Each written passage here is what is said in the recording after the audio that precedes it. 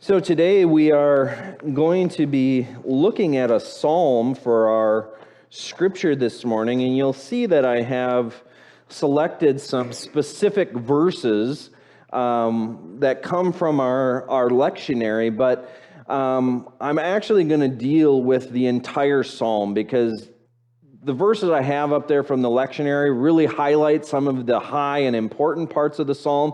But if we don't look at the other verses, I think we miss something very profound and meaningful. So I'm going to invite you, if you have a device or you want to use the Pew Bible that's available to you, to flip to Psalm 139 and to stay with me as we go through this message and to really allow God to speak to you as you read and hear this message this morning. So for the director of music of David, a psalm. You have searched me, Lord, and you know me. You know when I sit and when I rise.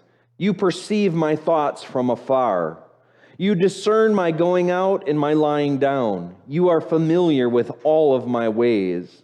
Before a word is on my tongue, you, Lord, know it completely. You hem me in behind and before, and you lay your hand upon me. Such knowledge is too wonderful for me, too lofty for me to attain. Where can I go from your spirit? Where can I flee from your presence? If I go up to the heavens, you are there. If I make my bed in the depths, you are there. If I rise on the wings of the dawn, if I settle on the far side of the sea, even there your hand will guide me. Your right hand will hold me fast. If I say, surely the darkness will hide me, and the light become night around me, even the darkness will not be dark to you. The night will shine like the day, for darkness is as light to you. For you created my inmost being. You knit me together in my mother's womb. I praise you because I am fearfully and wonderfully made. Your works are wonderful, and I know that full well. My frame was not hidden from you when I was made in the secret place, when I was woven together in the depths of the earth. Your eyes saw my unformed body. All the days ordained for me were written in your book before one of them came to be. How precious to me are your thoughts, God. How vast the sum of them. Were I to count them, they would outnumber the grains of sand. When I awake, I am still with you. If only you, God, would slay the wicked. Away from me, you who are bloodthirsty. They speak of you with evil intent. Your adversaries misuse your name. Do I not hate those who hate you, Lord, and abhor those who are in rebellion against you? I have nothing but hatred for them. I count them as my enemies. Search me, God, and know my heart. Test me and know my anxious thoughts. See if there is any offensive way in me, and lead me in the way everlasting. So friends, I'm going to invite you to keep your finger in that spot or on that psalm as we go through it this morning. But I want us to begin with what I think is a very important question. And it speaks to the very heart of this psalm. What does it mean to be known? And you can share if you want. We already talked about it a little bit with the young disciples. Well, I think first and foremost, there's this idea that people see us, right? Like I can stand up here as a pastor and people will recognize me because I'm the pastor of the Bloomer and New Auburn United Methodist Church, right? Or people will know me because of the roles that I have with my family and in the community. And each of us have those. But friends, at a deeper level, to be known as something fundamental is for people to see us for who we truly are, for people to see our heart and our intent in the things that we do, for people to accept us when we're on the right track and when we wander off the track, to accept us for the gifts we have and the contributions we make, but to extend grace and to help us when we fail, or to step in and walk alongside and support us in our areas of weakness. And friends, again, I would say that this is one of the most fundamental desires that human beings have. And again, I don't think it's a coincidence because I believe God put it there. Because to be known is to be in relationship. And again, relationships can be hard, and they can be some of the most meaningful things that we do. But friends, we have a God who desires to be in relationship with us. A God who, again, who is all-powerful, all-knowing, all-seeing, ever-present, who knows us deeply. And yet He desires us to know Him. And He desires us to interact with the other human beings that He has put in our life. Now, we'll deal a little bit more with some of the complexities of that, but I want you to keep that in mind because this psalm is probably one of the most beautiful pieces of poetry that we have in the Old Testament. The things that it speaks to are so deep and so profound that if we really take time to just sit with this, we too will be amazed. And how can we but exclaim or proclaim some of the very things that the psalmist is saying?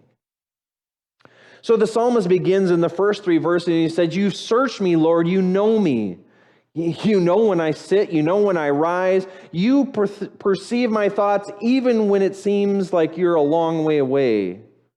You discern my going out and my lying down.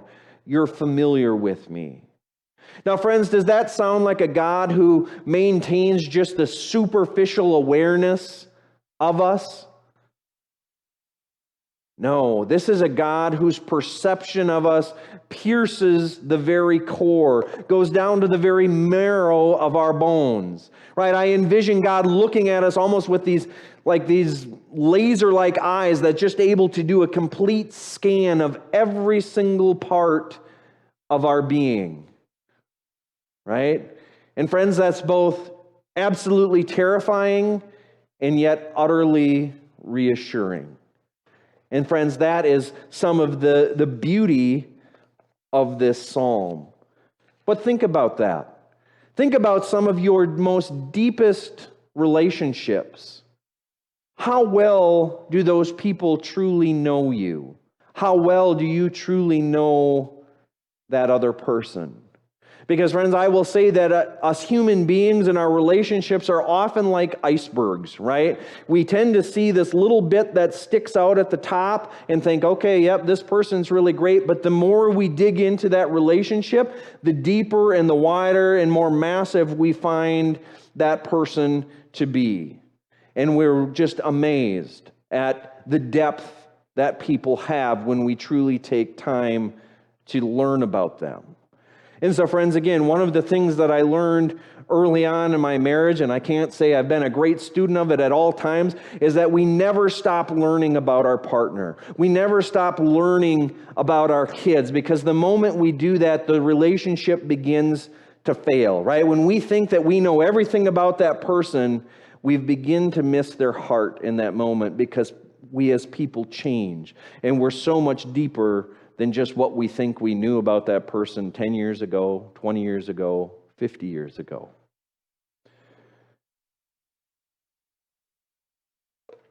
Now, friends, again, as I said, it's almost overwhelming to think of a God who knows us so intimately and so deeply. And again, I think it really depends on the perspective we have of God, right? To think that a God knows each word before we're going to speak it.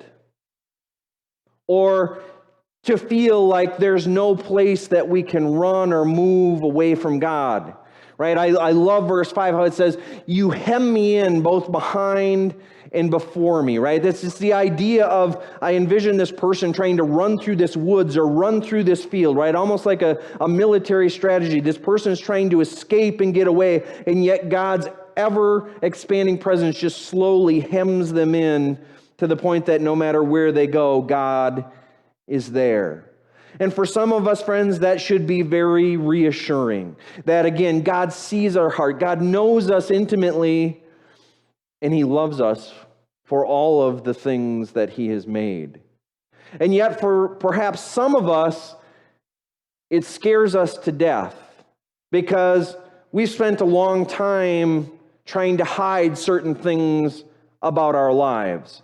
Maybe we think we've got skeletons in the closet, and gosh darn it, if anybody in the community or even in our families knew about some of the things we've done, how could they ever look at us? How could they ever love us again? And so we try to hide those things.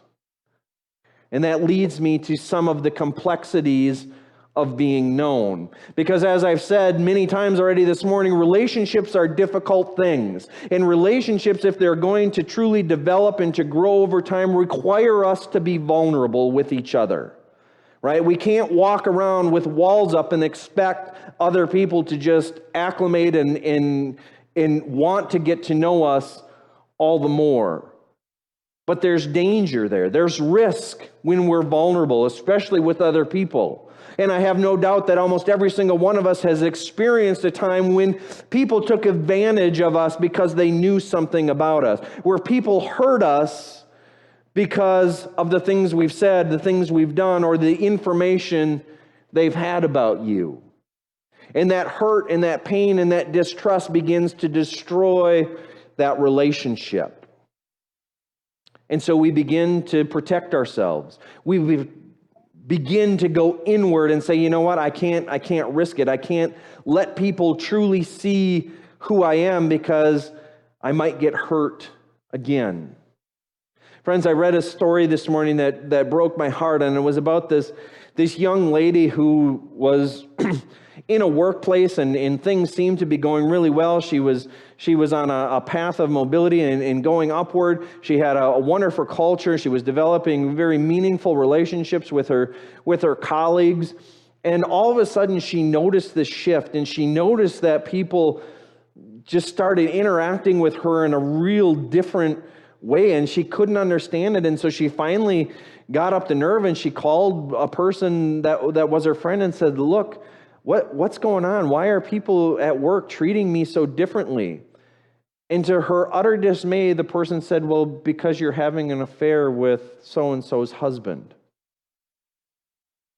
And she didn't even know how to respond. And she said, well, where did you get that information? And it says, well, this guy who happened to be her neighbor, his wife found texts on his phone that said you wanted to arrange a meeting and get together and do stuff. And she said, but he's my tax accountant. My husband and I were trying to create a meeting so we could do our record keeping and get our taxes done for the moment. And she said she just hung up the phone in that moment and she cried for about 2 weeks straight because one rumor had destroyed her entire life within that workplace. And people she thought were her friends believed that she was willing to go out and have an affair with her next door neighbor and to cheat on someone she considered a friend. Now, friends, things can work in the reverse too, right? You know, some years ago, there was a fraud case in the United Methodist Church here in one of the United Methodist churches here in Wisconsin. And a secretary who had been in the church for 25 plus years took out a whole bunch of credit cards in the church's name and siphoned off a whole bunch of money. And when the church found out about it, they were devastated. They said, we can't believe that this person did this. We've known this person for 25 years, that we can't believe this person would do this to us. And friends, when things like that happen, again, it seems only reasonable or rational that we would want to close off, that we don't want to allow people into our lives because it's very difficult to overcome that pain. Right? Think about how many years sometimes it takes to develop a level of trust where you can truly confide in someone. And that trust can be destroyed in the blink of an eye or with a simple rumor. So being known is a difficult thing, but it is one of our most fundamental needs. Now, again, the lectionary doesn't cover verses 7 through 12, But again, the psalmist here talks about this idea of almost running from God, right? This idea that no matter where he goes, God is there. He just cannot escape the presence of the Lord. And friends, some of us can understand that, right? Some of us have been running or have run at different periods of our life from the Lord. We've wanted to hide certain things from God. We've wanted to hide certain things from our friends, from our family. But friends, if you're here today and you're running from God, guess what? He already knows what's going on. And it's time to stop running. Right? I love verse 10 and 11. This idea of God basically chasing down and grabbing a hold of this guy and saying, look, my child, I love you. I'm here for you. And yeah, you think you've got this stuff in your life, and yeah, maybe you do need to correct some things in your life, but I'm here. I'm here for you. I care for you. I'm the one that created you. Friends, touch is an important thing, right? I don't know how many of you realize it, but one of the things that worried me so much with COVID was this lack of presence that we've had. This idea that we struggle to even touch each other anymore, whether that's a handshake or a hug or whatever. I think about the people that were in nursing homes and how difficult that was for them not not only not be able to see their loved ones, but not even to be touched for fear that they might have this. But friends, think about this, of God putting his hands upon you and saying, I love you so much no matter what you've done. I see your heart. I know you. And I love you. And I don't want you to run. I don't want you to hide. I didn't create you to hide. I created you to be a light. I created you to shine. And if we'll allow God's right hand to guide us, it surely will. Now, friends, as we move into verses 13 through 18, again, this is a very imaginative and beautiful piece of poetry. It speaks of God as the ultimate craftsman, right? And it goes so deep as to say that God knows us, God fashions us, weaves us together in our mother's womb. Even before we were even thought of by humans, by our family and the people around us, God already knew us. God was already working on us. He was fashioning us and making us unique. And again, friends, I truly believe that he put us on this earth for a reason. And maybe we will not be the grand football star or some famous celebrity. Maybe the things that we will do in our life will just seem ordinary and mundane. But if we live into that and do what God calls us to do well, we are showing that he didn't make a mistake, right? God knew what he was doing when he made us. And let me just clarify that, because that statement sounded like God does not make mistakes. I don't care. God doesn't make mistakes when he creates us. He has fashioned us uniquely and perfectly for the roles in the ministry that he calls us to do. Now, friends, as you get in a little bit further, it talks about just, again, this almost overwhelming idea of having God know us so intimately. And for the psalmist, he says, you know what? If I'm even to consider the number of thoughts that you have about me, they would number more than the grains of sand on the earth. Now, friends, that's a whole lot of thoughts about us, right? The thing that convicted me this week was to think that if the psalmist is right, if God truly thinks about us that often and knows us that well, why don't I think about God that much? Why is it that in a 24-hour day, I might think about God for 5 minutes? Maybe that day will go by and I won't think about God at all because I'll be too busy going through a path. But friends, we have a God who desires to be known just as we desire to be known. Out of all the contributions of world religions, Christianity is one of the few that has a God that desires to be in relationships with His creation. Right? So many of the other gods are just way out there, or they don't do anything. They're just there. They're a divine presence, or there's some sort of philosophical teaching. But Christianity has a God who's based in relationship, and we get to be in relationship with the creator of the entire universe, the creator of our very selves. But how much time do we truly spend thinking and contemplating God? And just as I said before, friends, it's hard enough to discover everything that there is, and I would say it's basically impossible to discover everything there is about another person. Yet how do we even begin to touch on the infiniteness of God? But we're still called to. We're called to engage, to begin to plumb the depths, if you will, of God's character, of God's nature, and His love for us. Now, friends, for all of the beauty and imagination that go on throughout the beginning of this psalm, it takes what seems to be almost an unnatural twist and a turn, right? And all of a sudden, the psalmist goes from proclaiming how well God knows him and all of the other things to all of a sudden he begins to curse people who don't follow God, right? And it throws us off. It almost disorients us, like, where in the world did this come from?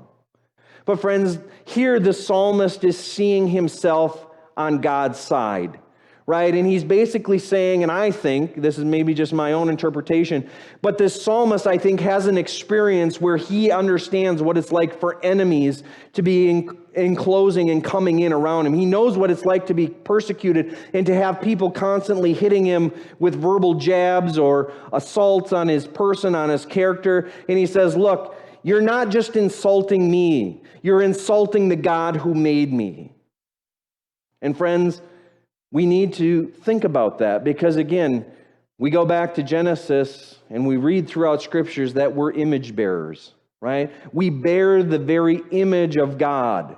And when we remove human dignity, when we treat people as they're less than and not fully human, are we not truly speaking against God about the things that God has created? Now, friends, that doesn't mean that we don't sometimes have criticisms or make judgments or that we get into conflicts with people, that we disagree with people. That's very different than when we remove someone's dignity, when we treat them as less than human. And we need to be careful of that. And so here, the psalmist proclaims this curse on people, saying, I hate you so much because you distort how God knows me, and I'm on God's side. But then I think very cleverly, the psalmist quickly turns it around and he says, look, God, but you need to search my own heart. Because I just proclaimed this, but you need to search me because there's the possibility that there might be darkness within me. And might I do the very same thing that I'm cursing to other people? Now, friends, again, I think it's very important that we bring ourselves before God and check the proclivity that we have for darkness. I know our culture and our society likes to think human beings are just perfect, that we're just continually moving on this upward trajectory of enlightenment. But friends, look at all the crap that's going on in our world, right? If that's truly the course that we're on, I can't quite put that together logically. And if we go back and we study history, many times the atrocities that go on in world history are not simply done by just the leaders of specific kingdom or nation or country, right? In fact, Alexander Solzhenitsyn, who wrote the Gulag Archipelago, which talks about the Russian Gulag system, talks about the fact that many times the oppressors within that Gulag system were the very ordinary Russian civilians themselves, who found a way out of being put in the Gulags, so they treated their own countrymen poorly. And he said, even going through the Gulag system himself for 10 years, he said, it was amazing how he was able to see the darkness rising up and that he wasn't very much different from the oppressors that he had, and that he might have been willing to do the very same thing that they had roles been reversed. And so, friends, again, God knows us, but we also have to continue to check our heart. We have to continually come back to God and say, God, I need you to speak into me. I need you to remind me of who you created me to be. And I need you to get this stuff out of my life that doesn't belong there. And I desire to go out and to know the people that you have placed in my life. And not just see them and say, hey, isn't the weather great? And I hope you have a great Labor Day weekend. But really get down to the heart of the matter, to share what's important with their life, to share the important things that go on in their life. And again, friends, that's not always easy work, right? Ministry to other people is tough work because we're complicated and things are ugly. Sometimes we make bad decisions. Sometimes we have to walk through pain and turmoil with other people because that's what they're going through. And it's very easy to say, oh, you know what, I'm going to pray for you. I'm really sorry that that's happening, but we don't want to get involved. We'll just keep that arm distance. Friends, if we truly desire to know people, then we have to be willing to step in even to those uncomfortable situations in our lives and in the lives of others. So friends, this week as you go out and about, I would encourage you to reflect on your personal desire to be known. How does understanding that God knows every detail about you change the way you think, speak, and act? And secondly, how can you utilize the psalmist's message to encourage and minister to the other people in your life this week? God bless.